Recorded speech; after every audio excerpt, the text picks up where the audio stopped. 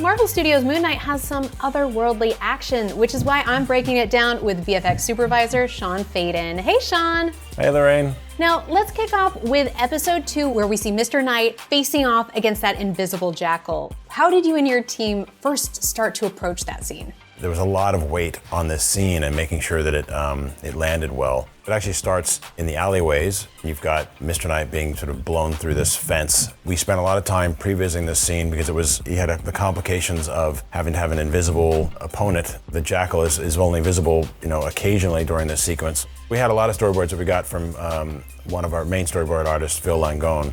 It wasn't for every single sequence, but when we did get them, they were extremely helpful. In the end, how we shot it was we had a stunt person in a gray suit pushing and pulling our stunt Moon Knight or Oscar and Layla around. For me, the most important thing to capture for real was leaping or landing or running. We did shoot, when possible, references. I think that if you end up doing too much CG throughout every single shot, you end up losing some of the reality. So we always tried to shoot with real stunts. Well, we're talking battles. We have to talk about the end of the series, where we see your techniques taken to new heights, quite literally, with a huge God versus God battle in Cairo. How did you go about approaching that scene and bringing it to life? It was a combination of a lot of previs, some storyboarding, a lot of back and forth with our stunt team, trying to figure out what the best flow of fight choreography was going to be for these moments, and making sure that we were seeing, Khonshu getting to be heroic and seeing Ammit use some of her crocodile-related fight moves.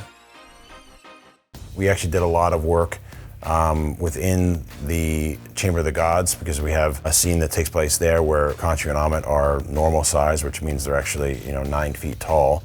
We had prevised all this stuff, and then we went and we shot a lot of background plates within our set, which sometimes we're just looking at like a column and the rest would be blue screen. They created costumes for Ammit and Khonshu, real costumes that moved like the real thing, that looked like the real thing, that could be lit like the real thing. So it wasn't just guys in gray suits running around. We actually had a lightable Khonshu and Ammit in our scene, and they were able to act against each other. The scale of the two characters mainly became an issue when we were dealing with other actors and need to interact with them. So if Oscar was talking to Khonshu, then Kareem, who played Khonshu on set, would be wearing an eyeline pole. To make him look 9 feet tall, it was literally 2 ping pong balls on the end of a composite rod that was attached to his like a lightweight vest that our props department made.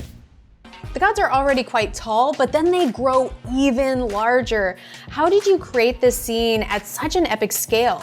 So they're almost as tall as the pyramids, and they're bashing around and wreaking havoc. Weta created a full CG Giza plateau based on some LiDAR that we had gotten from Disney archives. We had a lot of work that went into sort of figuring out just how much dust or how much light should be hitting these characters to make them feel big. And what we found was like the less light we put on them, the more that we sort of played the light falling off on them, the bigger they felt.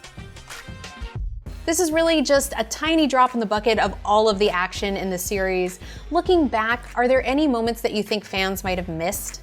The series is jam-packed with lots of cool details. I don't think you're going to catch it on the first viewing. I really think it's one of those things you have to watch a few times to really appreciate all the detail and heart that went into these moments. All right, well, I guess I'm gonna have to go start my rewatch right now. So, Sean, thank you so much for talking with us. Well, I appreciate it. Thanks, Lorraine.